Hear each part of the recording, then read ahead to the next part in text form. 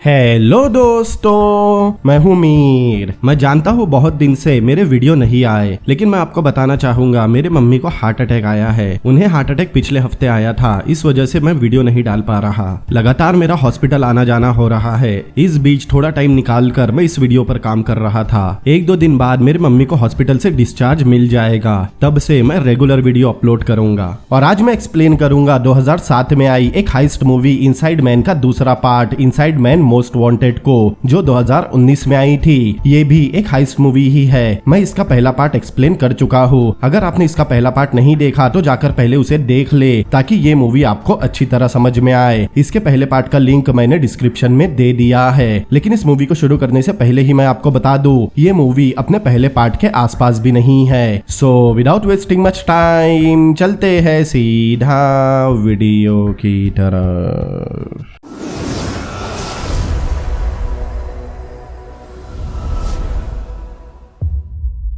Movie की शुरुआत साल 1945 से होती है। कुछ अमेरिकन सोल्जर्स नाजी सोल्जर्स से लड़ रहे थे। अब थोड़ी लड़ाई के बाद अमेरिकन सोल्जर्स नाजीज को हराकर उस जगह पर कब्जा कर लेते हैं। सामने ही एक वेयरहाउस जैसा कुछ था। अंदर जाने पर सोल्जर्स को वहाँ बहुत सारे बॉक्स दिखाई देते हैं। उनमें से एक सोल्जर उन बॉक्स को खोलता है, लेकिन ये दिखाए बिना कि उस बॉक्स में क्या था। ये सीन यही कट होता है। अब कहानी प्रेजेंट टाइम न्यूयॉर्क में शिफ्ट होती है। एक लड़की टैक्सी से उतरती है। वहाँ पैसे ट्रांसफर करने वाली एक कंपनी की वैन खड़ी थी। दरअसल वो लड़की उसी बैंक में आई है जिस बैंक में पहले पार्ट में चोरी हुई थी। अंदर आने पर उसे दिखाई देता है रोज की तरह बैंक में बहुत सारे लोग हैं। अब अंदर आकर वो लड़की डिपॉजिट की लाइन में लग जाती है। वही बैंक के बाहर एक पेस्ट कंट्रोल की वैन आई थी और बाहर खड़े हाउसकीपिंग के 2 आदमी उसी वैन को देख रहे थे, जैसे उन्हें उसी वैन का इंतजार हो। फिर उस सिक्योरिटी वैन का एम्प्लॉय 2 बैग लेकर बैंक में आता है। अंदर वो लड़की बैंक में लगे सीसीटीवी कैमरास को देख रही थी। अब वो पेस्ट कंट्रोल वाले भी बैंक में आ चुके थे। उनके अंदर आने के बाद वो हाउसकीपिंग वाले भी अंदर आते हैं। अब पेस्ट कंट्रोल वाले अपना काम कर रहे थे और हाउसकीपिंग वाले भी सफाई करने तैयार थे। अब समय होते ही पेस्ट कंट्रोल वाले 2 आदमी कुछ सामान लेकर कंट्रोल रूम की तरफ जाते हैं और दरवाजा खोलते ही वहाँ के गार्ड्स को टेजर गन से बेहोश कर देते हैं। तभी हाउसकीपिंग के भेष में आए आदमी स्मोक बम फेंकते हैं, जिससे वहाँ बहुत धुआं होने लगता है। सभी को लगता है बैंक में आग लगी है। तभी उनमें से एक बैंक के सीसीटीवी कैमरास के कंट्रोल काट देता है, जिससे बैंक के सभी सीसीटीवी कैमरास बंद हो जाते हैं। बैंक में आए सभी लोग बाहर जा रहे थे। बैंक के गेट पर एक लेडी ऑफिसर सभी को शांति से बाहर जाने बोल रही थी। अब थोड़ी देर बाद टैक्सी से आई लड़की अपने बैग में से गन निकालती है और गेट पर खड़ी लेडी ऑफिसर बैंक का गेट बंद कर देती है। अब बाकी लोग भी अपनी अपनी गन लेकर सभी लोगों को हॉस्टेज बनाने लगते हैं। सभी लोगों ने एक खास मास्क पहना था। पूरे बैंक में अफरा तफरी थी। जब तक किसी को कुछ समझ आता तब तक रॉबर्ट्स ने बैंक पर कब्जा कर लिया था। उन लोगों ने गार्ड्स और आम लोगों को भी पकड़ लिया है। फिर हमें एक हॉस्पिटल दिखाया जाता है। वहाँ एक आदमी ने नर्स को हॉस्टेज बना रखा था। इस सिचुएशन को हैंडल करने पुलिस निगोशिएटर रेमी को बुलाया गया था। एक ऑफिसर उसे बताता है उस आदमी को नर्स ने मॉर्फिन दिया था, वो बेहोश होने वाला है। उसके बेहोश होने तक उन्हें किसी तरह उस आदमी का ध्यान भटकाना होगा। अब रेमी उस आदमी के सामने आता है। वो आदमी कभी भी उस नर्स को मार सकता था, लेकिन रेमी बड़ी चालाकी से उससे बातें करने लगता है और कुछ ही देर में वो आदमी मॉर्फिन की वजह से बेहोश हो जाता है। फिर हमें ब्राइन नाम की एक FBI ऑफिसर दिखाई जाती है। ब्राइन नए ऑफिसर्स को निगोशिएशन पढ़ा रही थी। यहाँ वो पहली मूवी की चोरी और उसे हैंडल करने वाले ऑफिसर कीथ का भी जिक्र करती है। तभी उसका असिस्टेंट अंश आकर उसे बताता है FBI डायरेक्टर और डिस्ट्रिक्ट अटर्नी उसे ढूंढ रहे हैं। लेकिन तभी वो दोनों उसके क्लास में आ जाते हैं। वो ब्राइन को बताते हैं न्यूयॉर्क के एक बैंक में चोरी हो रही है। पहले तो ब्राइन इस बात को सीरियसली नहीं लेती, क्योंकि ये लोकल पुलिस का काम है। लेकिन उसे पता चलता है ये वही बैंक है जहाँ पहले पार्ट में भी चोरी हुई है, वो भी ठीक इसी तरह लोगों को हॉस्टेज बनाकर। इसीलिए अब ये केस FBI का भी है। डायरेक्टर इस केस को हैंडल करने ब्राइन को पूरी पावर देता है। साथ ही वादा लेता है उसे ये केस बिना शोर शराबे से हैंडल करना होगा। वही दूसरी तरफ रेमी को भी इस बैंक हाइस्ट की खबर मिलती है, क्योंकि ये केस पुलिस के भी अंडर आता है और न्यूयॉर्क पुलिस डिपार्टमेंट का सबसे अच्छा निगोशिएटर रेमी ही है, इसीलिए उसे भी वहाँ जाना होगा। वही बैंक में सभी रॉबर्ट्स ने कपड़े बदल लिए थे। रॉबर्ट्स को देखकर आपको लगेगा डायरेक्टर ने मनी हाइस्ट का आइडिया चुराया है, लेकिन ऐसा नहीं है। ठीक इसी तरह मूवी के पहले पार्ट में भी चोरी हुई थी और इस मूवी का पहला पार्ट मनी हाइस्ट सीरीज से बहुत पहले आया था। अगर टेक्निकली कहा जाए तो मनी हाइस्ट सीरीज ने इस मूवी से ये कॉन्सेप्ट चुराया है। खैर, जो लड़की टैक्सी से आई थी उसका नाम एरिला था और एरिला इस चोरी की मास्टरमाइंड है। पहले एरिला वहाँ मौजूद सभी लोगों को डराती है कि वो बस चोरी करने आए हैं, वो उन्हें कुछ नहीं करेंगे, लेकिन उन्होंने कॉर्पोरेट नहीं किया तो वो उन्हें छोड़ेंगे नहीं। एरिला का एक्सेंट जर्मन था। अब वो सभी लोगों को अपने जैसे ही कपड़े पहनने देते हैं। जब एक लड़का वो कपड़े पहनने से मना करता है, एरिला टेजर गन से उसे शॉक देती है। अब सब लोग डर कर उनके दिए कपड़े पहन लेते हैं। फिर एरिला मैनेजर से बैंक की वॉल्ट की चाबी मांगती है। पहले तो मैनेजर कहता है उसके पास कोई चाबी नहीं है और उन्हें डराने की कोशिश करता है कि वो चोरी करके यहाँ से भाग नहीं सकते, लेकिन उनमें से एक आदमी उसे पंच मारकर उसे जान से मारने की धमकी देता है। तब मैनेजर उन्हें वॉल्ट की चाबी दे देता है। फिर एरिला अपने 2 आदमियों के साथ उसे वॉल्ट में लेकर आती है। दरअसल इस गेट के बाद वॉल्ट का दरवाजा मैनेजर के फिंगरप्रिंट से खुलता था। उस वॉल्ट के अंदर केज में बहुत सारा गोल्ड रखा हुआ था। मैनेजर को लगता है वो इस गोल्ड को बाहर नहीं ले जा सकते क्योंकि वो गोल्ड बहुत ज्यादा था, लेकिन एरिला उसे कोने में बना केज खोलने कहती है। मैनेजर कहता है उस केज में कुछ नहीं है, लेकिन फिर भी वो मैनेजर से उस केज को खुलवाते हैं। मैनेजर बोल रहा था ये केज कई दशकों से बंद है, बल्कि वो भी इस केज में कभी नहीं आया। केज के अंदर किसी चीज को ढक कर रखा गया था। मैनेजर को भी नहीं पता वो क्या चीज है। तब उनमें से एक उस चीज के ऊपर से कपड़ा हटाता है और यहाँ हमें पता चलता है ये वही बॉक्स है जो मूवी की शुरुआत मतलब 1945 में अमेरिकन सोल्जर्स ने जीते थे। उन बॉक्स के अंदर बहुत सारा नाजी गोल्ड था। उस सोने को देखकर वो आदमी इमोशनल हो जाता है क्योंकि वो उनके देश का गोल्ड है, मतलब ये आदमी भी नाजी सपोर्टर है। वही बैंक के बाहर पुलिस, मीडिया और FBI की भीड़ लग चुकी थी। थोड़ी देर बाद वहाँ ब्राइन और अंश पहुँचते हैं। एक ऑफिसर उसे सिचुएशन के बारे में समझाती है क्योंकि उन रॉबर्ट्स से ब्राइन को ही निगोशिएशन करना है। फिर ब्राइन एक गार्ड से पूछताछ करती है क्योंकि रॉबर्ट्स ने उसे छोड़ दिया था। उसे पता नहीं रॉबर्ट्स ने उसे ही क्यों छोड़ा। गार्ड ब्राइन को बताता है रॉबर्ट्स किसी फॉरेन एक्सेंट में बात कर रहे थे और रॉबर्ट्स के इंचार्ज एक लड़की है। उसे लड़की के बारे में कुछ नहीं पता क्योंकि उसने मास्क पहन रखा था। वही बैंक की वॉल्ट में रॉबर्ट्स अपनी हाउसकीपिंग और पेस्ट कंट्रोल की ट्रॉली लेकर आते हैं। उन ट्रॉली में बहुत सारे इक्विपमेंट थे। अब सभी मिलकर उन्हें असेंबल करने लगते हैं। वहाँ एरिला भी आती है। अब थोड़ी देर बाद ही हमें पता चलता है वो सोना पिघलाने की मशीन अपने साथ लाए हैं। वही बाहर ब्राइन बताती है गार्ड्स ने बताया रॉबर्ट्स का फॉरेन एक्सेंट है और एक लड़की इस चोरी की मास्टरमाइंड है। अंश को ये काफी कूल लगता है क्योंकि हमेशा चोरी में कोई आदमी ही इंचार्ज होता है। फिर अंश बताता है उन्होंने CCTV कैमरास के सभी कनेक्शन काट दिए हैं और उन्होंने मास्क और कपड़े जिस तरह पहने हैं, ब्राइन को लगता है ये रॉबर्ट 2006 में हुई चोरी की कॉपी कर रहे हैं। अब थोड़ी देर बाद वहाँ रेमी आता है। ब्राइन और रेमी पहली बार मिल रहे थे।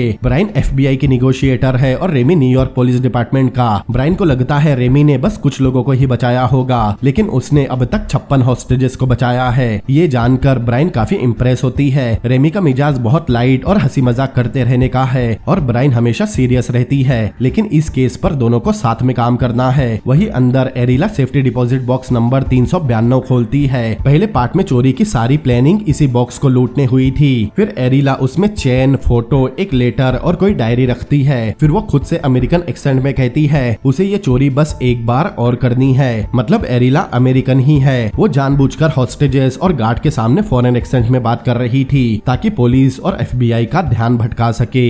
अब ब्राइन और रेमी बाहर आते हैं। रेमी कहता है वो रॉबर टेररिस्ट नहीं है क्योंकि टेररिस्ट चोरी करने लोगों को हॉस्टेज नहीं बनाते। तब ब्राइन उसे बताती है ये रॉबर्ट 7 साल पहले हुई इसी बैंक की चोरी को कॉपी कर रहे हैं। रेमी को उस चोरी के बारे में ज्यादा नहीं पता था। तभी वहाँ SWAT टीम आती है। अंदर से एरिला ये सब देख रही थी। बाहर ब्राइन रेमी को SWAT टीम से बात करने भेजती है। थोड़ी देर बाद FBI अपनी एक मशीन लेकर आती है जिससे वो बैंक के अंदर बात करेंगे। कुछ मिनटों बाद बैंक के सभी फोन बज रहे थे। एरिला जाकर फोन पिकअप करती है। एरिला जर्मन लैंग्वेज में बात कर रही थी। ब्राइन ट्रांसलेटर को बुलाने कहती है, लेकिन रेमी कहता है उसे इंग्लिश आती है क्योंकि न्यूयॉर्क में चोरी करने तुम्हें इंग्लिश आनी ही चाहिए। रेमी कहता है उन्हें एरिला से इंग्लिश बुलवाना होगा। अब रेमी उससे बात करता है। रेमी उससे बहुत इत्मीनान से बात कर रहा था। वो बताता है उन्होंने बैंक के सभी कॉल उनकी तरफ फॉरवर्ड कर दिए हैं। अब वो किसी को भी कॉल करेगी तो वो कॉल उन्हें ही आएगी। तब एरिला जर्मन लैंग्वेज में उससे पानी भिजवाने कहती है। रेमी पानी तो भिजवाएगा, लेकिन वो एरिला से इंग्लिश में बोलने कहता है ताकि उनकी बात आसानी से हो सके, लेकिन एरिला कॉल कट कर देती है। ब्राइन और अंश को लगता है रेमी ने गलती कर दी, लेकिन रेमी को पूरा यकीन था एरिला फिर से कॉल करेगी और थोड़ी देर वेट करने के बाद एरिला वापस कॉल करती है। इस बार वो इंग्लिश में बात कर रही थी, वो भी अमेरिकन एक्सेंट में। एरिला एरिला कहती है वो इंग्लिश में बात करेंगे लेकिन बिना नाम से, लेकिन उन्हें उसे कुछ तो बुलाना पड़ेगा। तब एरिला कहती है वो उसे मोस्ट वांटेड बुलाए। अब उसे ब्राइन से बात करनी थी। एरिला उससे 20 लोगों के लिए खाना, पानी और उसे अंदर बुलाती है। ब्राइन खाना और पानी तो भिजवाएगी लेकिन वो अंदर नहीं आ सकती क्योंकि ये उनकी पॉलिसी के खिलाफ था। अब एरिला रात में 2 ट्रक बुलवाती है ताकि वो यहाँ से भाग सके। अब इन सब के बदले ब्राइन उससे कुछ हॉस्टेजेस को छोड़ने कहती है, लेकिन एरिला उसकी बात नहीं मानती और उसे धमकी देती है अगर उन्होंने उसकी बात नहीं मानी तो वो आधी रात के बाद हर घंटे एक हॉस्टेजेस को मारना शुरू कर देगी। ये सुनकर ब्राइन कानून की एक धारा बताकर उसे डराने की कोशिश करती है, लेकिन एरिला को इन सब कानून के बारे में पहले से पता था। ये सुनकर रेमी और ब्राइन काफी शॉक थे, मतलब एरिला पूरी प्लानिंग के साथ बैंक में आई है। तब ब्राइन एरिला से प्रॉमिस मांगती है कि वो उसकी सभी डिमांड मानेगी, बस वो हॉस्टेजेस को कुछ न करे। फोन रखने के बाद रेमी ब्राइन से कहता है उसे एरिला से प्रॉमिस नहीं करना चाहिए था कि वो उसे आधी रात तक बाहर निकाल लेगी, क्योंकि तुम्हें वो प्रॉमिस नहीं करना चाहिए जिसे तुम निभा ना सको। लेकिन ब्राइन को उसकी ये एडवाइस पसंद नहीं आती। अब स्वॉट टीम उस बिल्डिंग को चारों तरफ से घेर लेती है, यहाँ तक कि स्वॉट टीम उस बिल्डिंग की छत पर भी पहुंच गई थी। वहीं नीचे रेमी बैंक के सामने पानी लेकर आया था। थोड़ी देर बाद एक रॉबर एक आदमी को हॉस्टेज बनाकर बाहर लाता है ताकि उसके हाथों पानी ले जा सके। तब रेमी उससे बात करने की कोशिश करने लगता है और उससे एरिला का असली नाम पूछने की कोशिश करता है, लेकिन तभी एरिला बाहर आती है। रेमी उससे भी बात करने की कोशिश करता है। अब पानी के बदले रेमी उससे हॉस्टेजेस को दिखाने कहता है। तब एरिला उसे अंदर आकर देखने कहती है और रेमी भी अंदर आने तैयार था। एरिला तैयार होने पर उसे अंदर बुलाएगी। वो बड़े आराम से गेट पर खड़े होकर उससे बात कर रही थी। जाने से पहले रेमी उससे कहता है अगर उसे कुछ भी चाहिए तो वो उससे कहे। तब एरिला कहती है उसे यहाँ से भागने का रास्ता चाहिए। अब रेमी ब्राइन को बताता है एरिला से बात करने पर उसे ऐसा लगा जैसे एरिला की ये चोरी करने के पीछे कोई ना कोई बड़ी वजह है, और जितने कॉन्फिडेंस से वो बात कर रही थी रेमी को लगता है एरिला को पूरा यकीन है वो ये चोरी आसानी से कर लेगी, लेकिन ब्राइन को उसकी बात पर यकीन नहीं होता। अब अंदर आने पर रेमी और ब्राइन की थोड़ी बहस भी होती है, क्योंकि रेमी को लग रहा था FBI और स्वॉट टीम ये मानकर चल रहे हैं कि वो सिर्फ 80% हॉस्टेजेस को ही बचा सकते हैं, लेकिन ब्राइन कहती है उसे पूरे हॉस्टेजेस को बचाना है। वही बैंक की वॉल्ट में बाकी लोगों ने सोना पिघलाना शुरू कर दिया था। उस सोने की एक एक बार 15 से 20 किलो की थी। खैर थोड़ी देर बाद रेमी और ब्राइन एरिला को फिर से कॉल करने वाले थे। ब्राइन एरिला को कॉल करके पूछती है बाहर निकलने उसे क्या चाहिए। एरिला बताती है उसे 5 लोगों के लिए मैराकाच का वीजा, साथ ही बैंक से एयरपोर्ट तक जाने एक ट्रक और एयरपोर्ट पर इतना बड़ा प्लेन चाहिए जिससे वो गोल्ड ले जा सके। ब्राइन उसकी सभी डिमांड मानने तुरंत ही तैयार हो गई थी। तब एरिला ब्राइन का नाम लेती है। ये सुनकर रेमी और ब्राइन काफी शॉक थे। रेमी उससे पूछता है उसने उसे अपना नाम बताया था, ब्राइन का नहीं। एरिला कहती है उसने भी कुछ रिसर्च की है। अब उन्हें धमकी देकर एरिला कॉल रख देती है। अब रेमी ब्राइन से पूछता है मोस्ट वांटेड को उसका नाम कैसे पता, लेकिन ब्राइन को इसमें कोई बड़ी बात नहीं लगती क्योंकि FBI की वेबसाइट पर उसकी इन्फॉर्मेशन अवेलेबल है। लेकिन रेमी को लगता है इस चोरी की निगोशिएशन करने डिपार्टमेंट ने नहीं बल्कि मोस्ट वांटेड ने उसे चुना है। वही बैंक में टाइम होने पर एरिला सभी हॉस्टेजेस को किसी कमरे में भिजवाती है। इस तरफ ब्राइन रेमी को डॉल्टन रसन के बारे में बता रही थी जिसने 6 साल पहले इसी बैंक में चोरी की थी। दरअसल वो एक परफेक्ट हाइस्ट थी, लेकिन डॉल्टन के टीम का एक मेंबर किसी क्राइम में गिरफ्तार हुआ। तब उसने चोरी के बारे में सब उगल दिया। फिर भी उन्हें डॉल्टन के बारे में कुछ नहीं पता क्योंकि शायद डॉल्टन भी उसका असली नाम नहीं था। फिलहाल FBI डॉल्टन को डेड मान रही थी। दूसरी तरफ अंश उन्हें बताता है उस बैंक में इस वक्त $250 बिलियन का गोल्ड रखा है। ये सुनकर ब्राइन को काफी शौक लगता है क्योंकि इतने सारे गोल्ड के बारे में किसी को पता क्यों नहीं। अंश बताता है क्योंकि 1952 से उस बैंक में कभी ऑडिट हुई ही नहीं। रेमी कहता है क्योंकि कुछ लोग नहीं चाहते कि लोगों को पता चले बैंक में कितने पैसे हैं। ब्राइन कहती है लेकिन डॉल्टन ने बैंक के पैसों को हाथ तक नहीं लगाया था, बल्कि उसने नाजीज से हमदर्दी रखने वाले आर्थर केस का सेफ डिपॉजिट बॉक्स लूटा था जिसमें नाजीज के डायमंड्स थे। आर्थर के बारे में उन्हें ज्यादा नहीं पता। दरअसल वॉर क्राइम के जुर्म में उसे कई सालों तक हाउस अरेस्ट की सजा हुई थी। ब्राइन अंश को आर्थर की इन्फॉर्मेशन निकालने कहती है। उन्हें समझ नहीं आ रहा था पहले की चोरी और अभी की चोरी में क्या लिंक है, क्योंकि ये रॉबर्ट्स भी पहले वाली चोरी को ही कॉपी कर रहे हैं। वही नीचे वॉल्ट में सभी मिलकर सोना पिघला रहे थे। फिर वहाँ जो नाम का लड़का कुछ मशीन लेकर आता है, लेकिन जोसेफ नाम का आदमी उसके काम पर नजर रख रहा था, जो एक स्कैनर से वहाँ की एक दीवार को स्कैन करता है। उस दीवार के ऊपर के साइड में पानी भरा हुआ था, लेकिन दीवार का निचला हिस्सा खाली था। तभी वहाँ एरिला आती है। जोसेफ उससे कहता है उनका जल्दी ही काम खत्म होगा, मगर उसे जो पर भरोसा नहीं। लेकिन एरिला कहती है जो अपने काम में बेस्ट है। जोसेफ के जाने पर हमें समझ आता है है एरिला उसे पसंद नहीं करती। फिर एरिला जो से बात करती है। यहाँ हमें पता चलता है उस दीवार की दूसरी तरफ एक सबवे है। फिर जो वाटर प्रेशर से उस दीवार को तोड़ना शुरू करता है। अब थोड़ी देर बाद रेमी रॉबर्ट्स के लिए खाना लेकर जाता है। एरिला ही खाना लेने एक हॉस्टेज को लेकर बाहर आई थी। रेमी उससे अंदर आकर हॉस्टेज को देखने पूछता है, लेकिन एरिला मना कर देती है। यहाँ दोनों में थोड़ी बातें होती है, जैसे वो दोनों एक दूसरे को समझते हो। अब रेमी ब्रायन के पास आता है। उसे अफसोस था कि वो अंदर नहीं जा पाया। अब उनके पास टाइम बहुत कम है। तभी अंश उन्हें बताता है आर्थर केस की 1 महीने पहले मौत हो गई थी, लेकिन उसका डिट्रिच केस नाम का एक बेटा है। वो बर्लिन में एक बैंक चलाता है, लेकिन डिट्रिच केस किसी नाजी ऑर्गेनाइजेशन का भी मेंबर है। ये सुनकर ब्रायन को लगता है ये रॉबरी कॉपी नहीं है, बल्कि दोनों रॉबरी एक दूसरे से कनेक्टेड है। उनका शक सीधे आर्थर के बेटे डिट्रिच पर ही जाता है, क्योंकि उसका बाप मरा, उसके डायमंड भी गए। मतलब ये रॉबरी शायद डिट्रिच केस ही करवा रहा हो। रेमी को समझ आता है, इसीलिए उसे मोस्ट वांटेड इतनी कॉन्फिडेंट लग रही थी। लेकिन उन्हें भी अभी ज्यादा कुछ नहीं पता, इसीलिए वो अंश को और इन्फॉर्मेशन निकालने कहती है। दूसरी तरफ जो उस दीवार में गड्ढा कर रहा था ताकि उनके बाहर जाने का रास्ता मतलब टनल बना सके, और बाकी लोग सोने को पिघलाकर उसकी रॉड बना रहे थे। अब कुछ घंटों बाद रात हो जाती है और FBI 2 आर्मर ट्रक लेकर आए थे। फिर ब्रायन एरिला को कॉल करके पूछती है उसे और क्या चाहिए। तब एरिला उसे अंदर आकर हॉस्टेजेस को देखने की परमिशन दे देती है। ब्रायन रेमी को अंदर भेज रही थी, लेकिन एरिला सिर्फ उसे ही बुलाती है। लेकिन प्रोटोकॉल के मुताबिक एक FBI एजेंट बिना स्वाट टीम के अंदर नहीं जा सकता। लेकिन एरिला उन्हें एक ही मौका देती है। ब्रायन ही अंदर आकर हॉस्टेजेस को देखेगी या फिर कोई नहीं आएगा। ठीक उसी समय उनमें से एक रॉबर गोल्ड की बाकी बार लेने केज में आया था, लेकिन वो अपने लिए भी कुछ गोल्ड बार चुरा रहा था। लेकिन तभी पीछे से जोसेफ उसे गोली मार देता है। इस गन शॉट की आवाज ब्रायन को भी आई थी। एरिला कहती है ये कोई गन फायर नहीं था, लेकिन वो लोग समझ गए थे ये गन फायर की ही आवाज थी। इसीलिए ब्रायन भी तुरंत अंदर जाने तैयार हो जाती है, क्योंकि हॉस्टेजेस को बचाना उसकी जिम्मेदारी है। रेमी और अंश उसे मना कर रहे थे। वही नीचे एरिला जाकर देखती है जोसेफ ने एक आदमी को मार दिया, जबकि उन्हें उस आदमी की जरूरत थी। जोसेफ कहता है वो एक चोर था जो उनका सोना चुरा रहा था, लेकिन दूसरा आदमी कहता है वो सब चोर है। लेकिन जोसेफ उसे अपने काम पर वापस लौटने कहता है। यहाँ ऐसा लगता है जैसे जोसेफ यहाँ अपनी मर्जी चला रहा हो। यहाँ हमें ये भी पता चलता है एरिला जोसेफ और उसके बॉसेस के कहने पर ये चोरी कर रही है।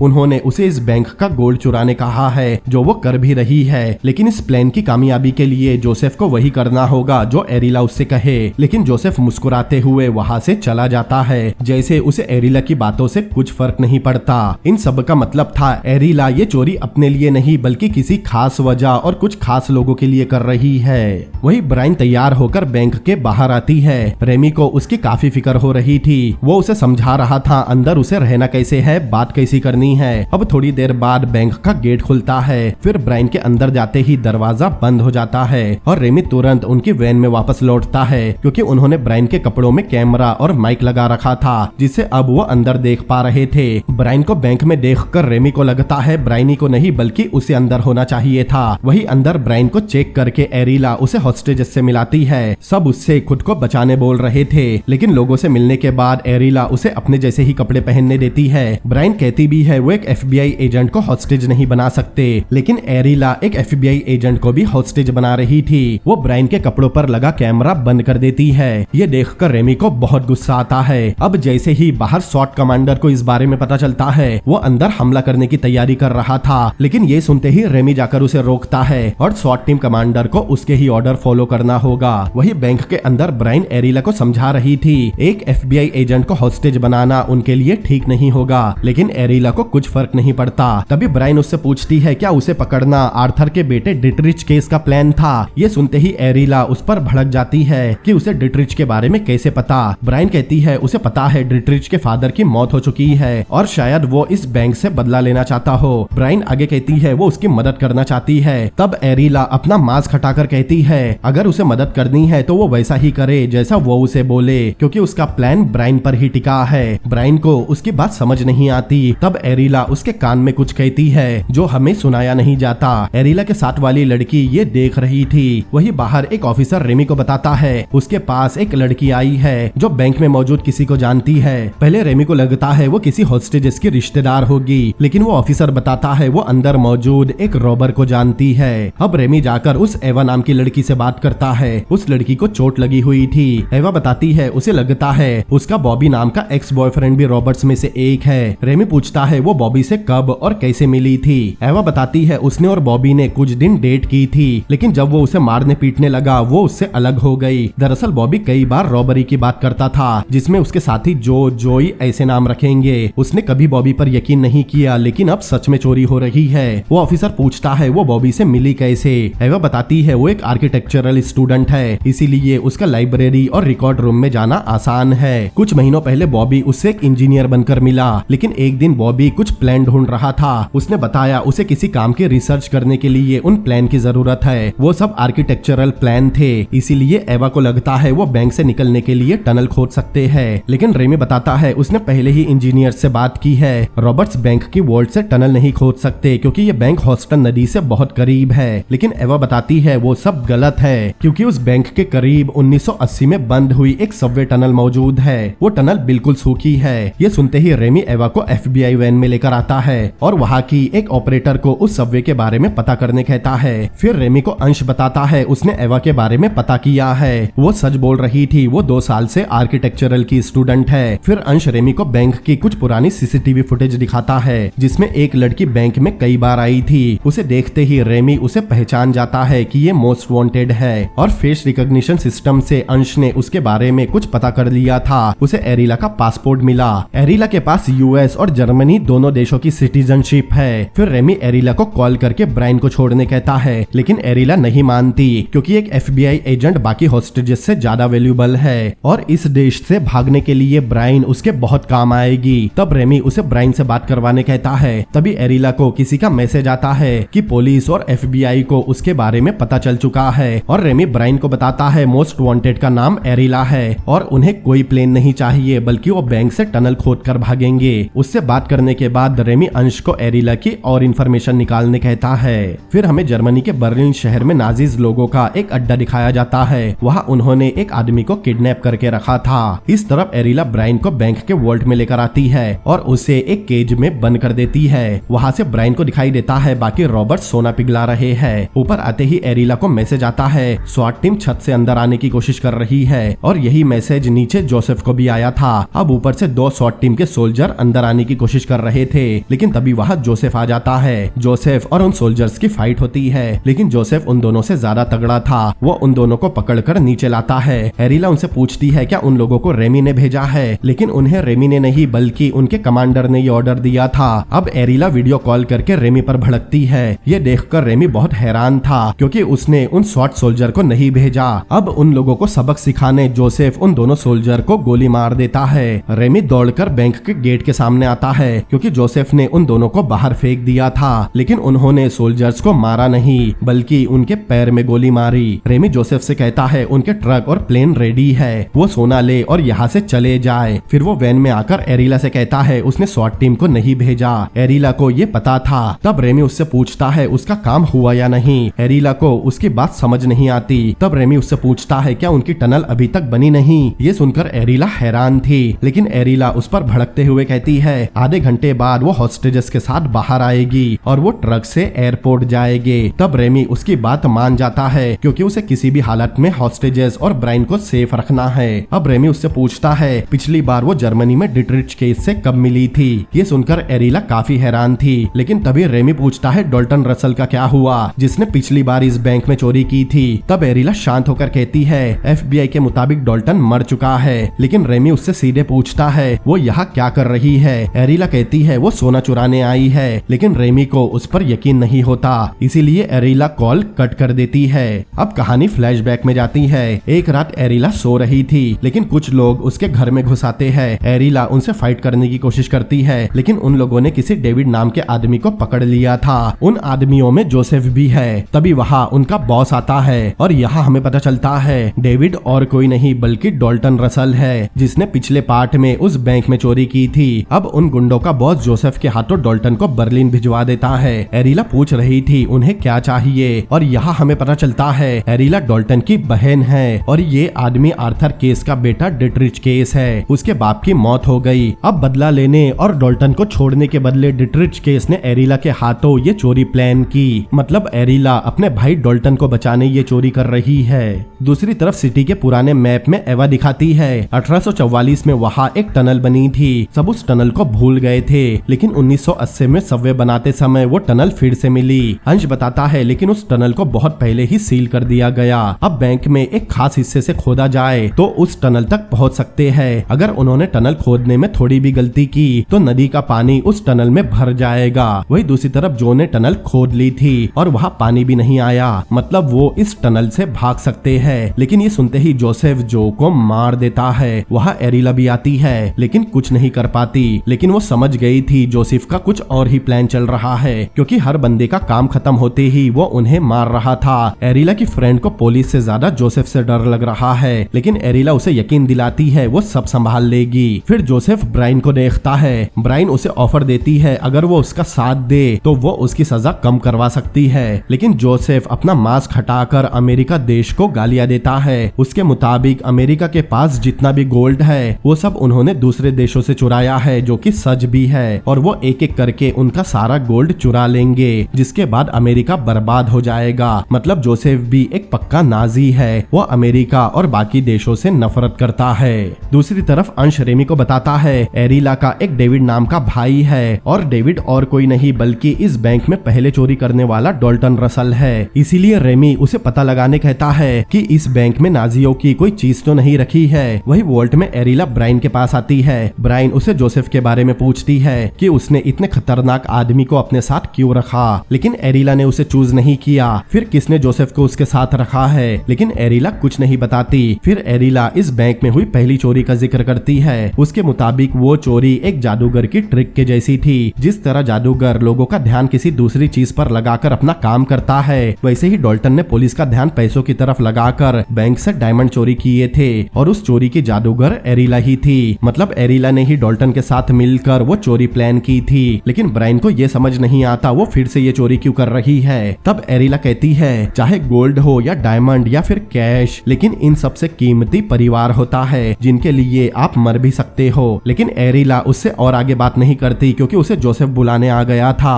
अब एरिला और जोसेफ मिलकर एक तिजोरी के गेट पर बम लगा रहे थे। वही बाहर अंश ने पता लगा लिया था सन 1945 वर्ल्ड वॉर 2 के दौरान अमेरिकन सोल्जर्स ने बहुत सारे गोल्ड पर कब्जा किया था। तभी वहाँ इस गवर्नमेंट बैंक का एक बड़ा ऑफिसर आता है। उस आदमी से रेमी कंफर्म करता है कि इस बैंक की वॉल्ट में नाजियों का गोल्ड रखा है। इस बात के कंफर्म होते ही रेमी और अंश काफी शॉक थे। अब उनके सामने सब चीजें क्लियर हो रही थी। जैसे आर्थर केस नाजियों का सपोर्टर था। डॉल्टन के इस बैंक में चोरी करने के बाद ये बात सामने आ गई और आर्थर केस को हाउस अरेस्ट कर लिया गया। 1 महीने पहले उसकी मौत हुई और उसका बेटा डिटरिच केस भी नाजी सपोर्टर है। अपने बाप का बदला लेने और नाजियों का गोल्ड वापस लेने उसने डॉल्टन रसल को ढूंढकर उसकी बहन एरिला को ये चोरी करने मजबूर किया, ताकि उसे नाजियों का गोल्ड भी मिल जाए और वो डॉल्टन से बदला भी ले सके। इस तरफ एरिला वॉल्ट के ऊपर बने एक कमरे में आती है जहाँ बंद पड़ी पाइपलाइन थी। एरिला वहाँ कुछ चीजें छुपा देती है। नीचे एरिला की फ्रेंड ब्राइन को एक फोन देकर बताती है उस फोन में जर्मनी का सिम लगा है। अगर एरिला को इस चोरी के बीच कुछ भी हो जाता है तो उसे इस फोन को ऑन करके उसमें दिए इंस्ट्रक्शन फॉलो करने होंगे। इतना बताकर एरिला की फ्रेंड चली जाती है। वही बाहर अब मीडिया और FBI रॉबर के बाहर आने का वेट कर रहे थे। अंश रेमी से पूछता है उसे क्या लगता है कि एरिला बैंक में चोरी क्यों कर रही है। रेमी का अंदाजा था एरिला ने किसी के ऑर्डर पर यह चोरी प्लान की है। वही एरिला टनल में बम लगा रही थी। तभी वहाँ उसकी फ्रेंड आती है। उनकी बातों से हमें पता चलता है एरिला ने भी एक अलग प्लान बना रखा है। अब एरिला जोसेफ से बात करते हुए उसे गोल्ड के सेल के पास लेकर आती है और उसे धक्का देकर सेल में बंद कर देती है। उसने जोसेफ की गन भी चुरा ली थी। तब जोसेफ उसे धमकी देने लगता है कि अगर एरिला उसके बॉस के पास जोसेफ के बिना पहुंची तो वो उसके भाई डॉल्टन को मार देगा। लेकिन एरिला डिटरिच केस को बताएगी वो यही मारा गया। अब एरिला ब्राइन को छुड़ाने जा रही थी, लेकिन तभी उनके लगे बम ब्लास्ट होने लगते हैं, जिससे एरिला भी दूर जाकर गिरती है। एक एक करके बैंक के ऊपर लगे बम भी ब्लास्ट होते हैं, जिससे बैंक में लगी बहुत सारी चीजें टूट जाती है। ये देखते ही स्वाट टीम, पुलिस और रेमी बैंक के अंदर जाने लगते हैं। वही नीचे एरिला उठने की कोशिश करती है, लेकिन बेहोश हो जाती है। अब टनल में लगे बम फटने से वो दीवार भी क्रैक हो चुकी थी और कुछ ही सेकंड्स में उस दीवार के टूटने से नदी का पानी वॉल्ट में आने लगता है, जिससे जोसेफ और ब्राइन के सेल में भी लगातार पानी भर रहा था। रेमी बाकी फोर्स के साथ अंदर आ चुका था और जोसेफ पूरी ताकत लगाकर उस सेल के गेट को खोलने की कोशिश कर रहा था। थोड़ी देर बाद एरिला की फ्रेंड वहाँ आती आती है। ब्राइन और जोसेफ दोनों उसे बाहर निकालने बोल रहे थे। वो ब्राइन को सेल की चाबी फेंक कर देती है जो उसके सेल के थोड़ा आगे गिरी थी, लेकिन जोसेफ को गालियां देकर वो वहां से चली जाती है और जोसेफ बस चिल्ला रहा था। वही ऊपर रेमी और फोर्स को दिखाई देता है। एक एक करके हॉस्टेजेस बाहर आ रहे हैं। अब सब लोगों ने एक जैसे ही कपड़े पहने थे, इसीलिए उन्हें समझ नहीं आता उनमें कौन हॉस्टेज है और कौन रॉबर्स, इसीलिए वो सभी लोगों को बाहर भेजते हैं। रेमी बैंक के टूटे हुए मलबे से होते हुए आगे बढ़ रहा था। वही वोल्ट में लगातार पानी भर रहा है और ब्राइन अपने सेल की चाबी उठाने की कोशिश कर रही थी। उसके हाथ बंधे हुए थे, लेकिन तभी वहां रेमी पहुंचता है। इस तरफ जोसेफ के लगातार उस गेट को हिलाने से उसके बोल्ट निकल रहे थे। रेमी तुरंत वो चाबी उठाकर ब्राइन को बाहर निकालने लगता है, लेकिन चाबी गेट में लगाते ही पीछे से उस पर जोसेफ हमला कर देता है। अब यहाँ जोसेफ और रेमी के बीच फाइट शुरू होती है, लेकिन जोसेफ रेमी पर भारी पड़ रहा था। वो रेमी को डुबोकर मारने लगता है, लेकिन ब्राइन किसी तरह चाबी घुमाकर अपना सेल खोलती है। फिर बाहर आकर जोसेफ के सिर पर उस सोने की ईंट से हमला कर देती है। अब जिस सोने को जोसेफ लेने आया था उसी से वो मारा जाता है। फिर दोनों बाहर आकर वर्ल्ड का गेट बंद कर देते हैं। रेमी ब्राइन से एरिला के बारे में पूछता है, लेकिन ब्राइन के मुताबिक उसके बचने का कोई चांस नहीं। थोड़ी देर बाद रेमी और ब्राइन बाहर बैठे थे, तभी वहाँ ब्राइन का सीनियर आता है। दरअसल ब्राइन FBI की पॉलिसी के खिलाफ बैंक में गई थी, इसीलिए ब्राइन का सीनियर उसका प्रमोशन रोक देता है। ये सुनकर ब्राइन बहुत अपसेट हो जाती है। थोड़ी देर बाद डिस्ट्रिक्ट अटर्नी और ब्राइन का बॉस मीडिया में बयान देते हैं कि सभी हॉस्टेजेस सेफ है और FBI SWAT टीम और पुलिस फोर्स की वजह से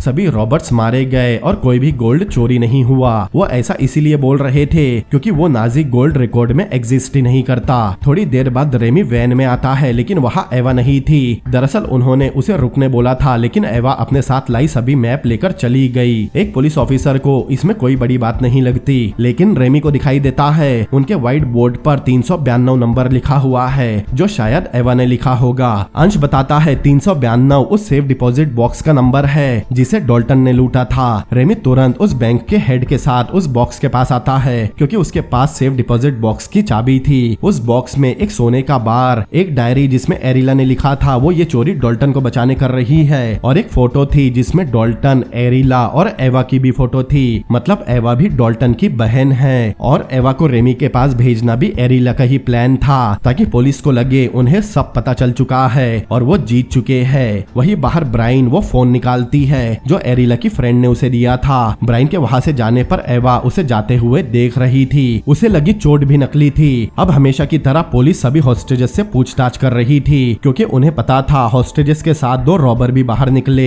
पुलिस को पता था उनमें से 2 रॉबर है, लेकिन पुलिस के पास कोई प्रूफ नहीं था। उनमें से कुछ लोग विदेशी थे, इसीलिए रेमी का बॉस उन्हें छोड़ने बोल रहा था, लेकिन रेमी के मुताबिक 2 रॉबर हॉस्टेजेस के साथ बाहर आए हैं, वो उन्हें ऐसे ही छोड़ नहीं सकते। लेकिन उसके बॉस के मुताबिक रॉबर्स कुछ भी चुरा नहीं पाए, क्योंकि टनल कोलैप्स हो गई थी और बाकी हॉस्टेजेस पर FBI नजर रखने वाली है, इसीलिए फिलहाल उन्हें सभी हॉस्टेजेस को छोड़ना होगा। ये सुनकर रेमी को बहुत गुस्सा आता है, लेकिन वो कुछ कर भी नहीं सकता था। अब अगली सुबह रेमी बैंक में आता है। वहाँ वर्कर्स बैंक के टूटे हुए सामान को जमा कर रहे थे, फिर बाहर ले जाकर सभी कबाड़ को कचरे के ट्रक में फेंक दिया जाता है। अगले दिन रेमी एक रेस्टोरेंट में बैठा एरिला की छोड़ी चीजों की फोटो देख रहा था। उसमें एक बुक के पेज की भी फोटो थी जिसमें एरिला ने अंडरलाइन करके रखा था। तभी वहाँ रेमी का कलीग आता है। उसे उस बुक की लाइन के बारे में पता था। दरअसल वो हेलमेट की एक पहेली थी जिसका मतलब मौत होता है। रेमी को कुछ समझ नहीं आ रहा था आखिर ये सब हुआ क्या। तभी उसे एक फोटो दिखाई देती है जो उन गोल्ड्स बार पर भी बनी थी। उसे देखकर रेमी समझ जाता है कि आखिर चोरी हुई कैसे। फिर रेमी और उसका कलीग बैंक में आते हैं। क्लीनर स्टाफ ने पूरा बैंक क्लीन कर दिया था। ये देखकर रेमी सब समझ जाता है। उसके कलीग को लग रहा था सफाई करना क्लीनर स्टाफ का काम होता है, लेकिन रेमी उसे समझाता है उन रॉबर्ट्स ने गोल्ड्स के बार को बैंक की अलग अलग चीजों में बदला, क्योंकि बैंक की बहुत सारी चीजें पीतल की बनी थी। रॉबर्ट्स ने बैंक में ब्लास्ट भी इसीलिए किया ताकि सबको लगे वो गोल्ड नहीं बस ब्लास्ट हुआ मलबा है। रेमी उसे क्लीनर स्टाफ के बारे में पता लगाने कहता है, क्योंकि उसे उनके बारे में कुछ पता नहीं चलेगा, क्योंकि वो सभी सफाई कर्मचारी भी रॉबर्ट्स ही थे। यहाँ हमें फ्लैशबैक के जरिए दिखाया जाता है रेमी बिल्कुल सही है। रॉबर्ट सोना पिघलाकर बैंक की चीजें बना रहे थे, जैसे दरवाजे, खिड़कियाँ। फिर ब्लास्ट के बाद बड़ी सफाई से क्लीनर क्रू उनके सामने से वो सोना ले गए, क्योंकि एरिला को पता था सफाई कर्मचारी जो चोरी के बाद वहाँ आए हैं उन पर कोई शक नहीं करेगा। फिर रेमी वॉल्ट में आता है। उसके कलीग को भी लग रहा था रॉबर्ट्स चोरी करने में फेल हो गए, क्योंकि टनल कोलैप्स हो गई, लेकिन रेमी बताता है टनल कोलैप्स करवाना और और उन्हें एवा के जरिए टनल के बारे में बताना सब एरिला का ही प्लान था। वो चाहती थी सब यही सोचे, उनकी चोरी फेल हो गई। तभी रेमी को वर्ल्ड की छत पर एक ढक्कन दिखाई देता है। उसके ऊपर जाने पर वहाँ ऑक्सीजन, कपड़े, साथ ही बहुत सारी चीजें भी थी। मतलब हर समय एरिला इस स्टोरेज रूम में ही थी। फिर एरिला क्लीनर क्रू के साथ बड़ी आसानी से बाहर चली गई। तभी रेमी को ब्राइन का मैसेज आता है, वो उसे 10 बजे कहीं बुला रही थी। अब रात में ब्राइन किसी पोर्ट पर आती है। वहाँ पहले से एक वैन खड़ी थी। इस जगह की इंफॉर्मेशन ब्राइन को उस फोन से ही मिली थी, लेकिन वैन का गेट कोड लॉक से बंद था। तभी ब्राइन को उस फोन पर एक मैसेज आता है जिसमें वैन के गेट का पासवर्ड था। कोड डालते ही वैन खुल जाती है। वैन के अंदर बहुत सारे बॉक्स रखे थे। ब्राइन देखती है उन बॉक्स में बैंक से चुराया हुआ गोल्ड है। ब्राइन उन गोल्ड को देख ही रही थी, लेकिन तभी वहाँ कोई और भी आता है। वहाँ डिट्रिच केस अपने आदमियों के साथ आया था। ब्राइन समझ जाती है डिट्रिच से डील करने एरिला ने उसे यहाँ भेजा है, क्योंकि डिट्रिच केस को ब्राइन का नाम पता था। ब्राइन उसे एरिला के भाई डॉल्टन के बारे में पूछती है। डिट्रिच कहता है वो बर्लिन में है। डिट्रिच का एक आदमी उस गोल्ड को चेक कर रहा था। डिट्रिच को एरिला बहुत ब्रिलियंट लग रही थी, क्योंकि उसे लग रहा था एरिला मर चुकी है। यहाँ हमें पता चलता है एरिला और डॉल्टन ने पहली मूवी में चोरी किए डायमंड्स को भी डोनेट कर दिया था। डिट्रिच का आदमी कंफर्म करता है वो असली गोल्ड है। अब थोड़ी देर बात करने के बाद ब्राइन डिट्रिच को बर्लिन कॉल करने कहती है ताकि उसके आदमी डॉल्टन को छोड़ दे। तब डिट्रिच बर्लिन में अपने आदमियों को कुछ मैसेज करता है। अब यह डिट्रिच ब्राइन को कुछ ज्ञान देकर जाने लगता है, लेकिन ब्राइन उसे रोकते हुए कहती है उसके लिए एक सरप्राइज है। और तभी दोनों तरफ से पुलिस वहां आती है। यहाँ ब्राइन और डिट्रिच के आदमियों के बीच गोलीबारी होती है, लेकिन अंत में डिट्रिच और उसके आदमी पकड़े जाते हैं। ब्राइन कहती है एरिला उसे कभी भी गोल्ड हथियाने नहीं देती, लेकिन डिट्रिच कहता है वो भी कभी उसके भाई को जिंदा नहीं छोड़ने वाला था। तब ब्राइन को समझ आता है शायद डॉल्टन मर चुका है। तभी वहाँ ब्राइन का सीनियर आकर उसकी तारीफ करता है। फिर वहाँ रेमी आता है। ब्राइन उससे माफी मांगती है, क्योंकि उसने इस बारे में उसे पहले नहीं बताया। दरअसल एरिला ने उसे इशारों में बोल दिया था अगर वो कॉर्पोरेट करे तो वो उसे डिट्रिच केस देगी। बाद में उसे समझ आया एरिला ने अपने भाई की जिंदगी के बदले गोल्ड की डील की है। दरअसल एरिला ने बैंक में पहले ही उसे अपने प्लान के बारे में बता दिया था। एरिला को ब्राइन पर पूरा भरोसा था कि वो डिट्रिच केस को पकड़ लेगी, लेकिन अब उसे इन सब से कोई फर्क नहीं पड़ता, क्योंकि उसे लग रहा था एरिला और डॉल्टन दोनों ही मर चुके हैं। लेकिन रेमी उसे बताता है एरिला अभी तक जिंदा है। दरअसल उसके मुताबिक एरिला पहले से जानती थी डिट्रिच केस डॉल्टन को कभी नहीं छोड़ेगा, इसीलिए उसने अपने भाई को बचाने का भी पहले से ही प्लान बना लिया था। अब रेमी उसे अपनी थ्योरी सुनाने ले जाता है। वही दूसरी तरफ एरिला बर्लिन में उस कैफे के पास गन के साथ पहुंचती है, जहां डिट्रिच केस ने उसके भाई डॉल्टन को किडनैप कर रखा है। और यहाँ ये मूवी भी एंड होती है।